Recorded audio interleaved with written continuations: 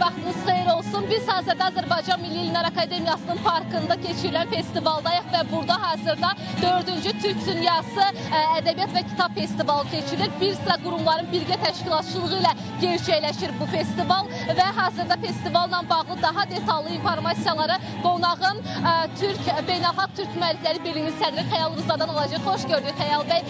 Keçirilən festivalla bağlı detallı informasiyaları sizdən eşidək. Bəli, salamlayıram mən də sizin tamaşaçıları və xoş gəlmisiniz. Adından da göründüyü kimi 4-cü Türk Dünyası Ədəbiyyat və Kitab Festivalıdır. Türk soylu ölkələrdən 20-dən çox qələm adamları, ziyalılar təşrif buyurublar və 9 gün boyunca biz saat müxtəlif tədbirlərin şahidi olacağıq.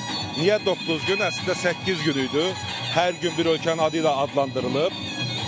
9-cu gün isə ilk dəfə olaraq 1 iyun Beynəlxalq Uşaqları Müdafiə Günü münasibəti ilə biz 1-ci Türk Dünyası Uşaq Festivalı keçirməyə qərar aldıq və indi burada artıq 9 gün boyunca müxtəlif tədbirlərin şahidi olacaq. Amma 1 iyun sırf uşaqlara həsr olunub, uşaqlardan ötürüdür.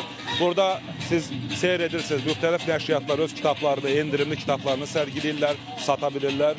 Eyni zamanda əl işləri var burada, kitablarla bir yerdə məharətli, istedadlı qadınlarımızın öz əl işlərindən ibarət sərgisini keçiririk və eyni zamanda da həm Milli Elmlər Akademiyasının, həm də Yazıçılar Birliyi ilə müxtəlif panellər, elmi konferanslar, konsert proqramları, ondan sonra müzakirələr, kitab təqdimatları olacaq. Fürsətdən istifadə edib bütün Bakı şəhər sakinlərinin hamısını bu 9 gün boyunca buranı ziyarət etməyə dəvət edirəm.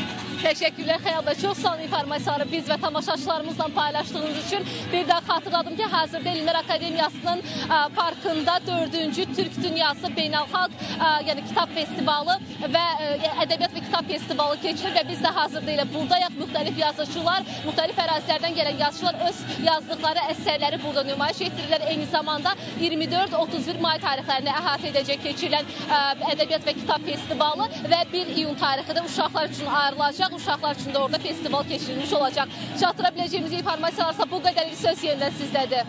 Minnətdarıq Rəqsanə, ətraflı məlumatların üçün qeyd edək ki, bizimlə birbaşa bağlantıda əməkdaşımız Rəqsanə İbrahimzadə idi.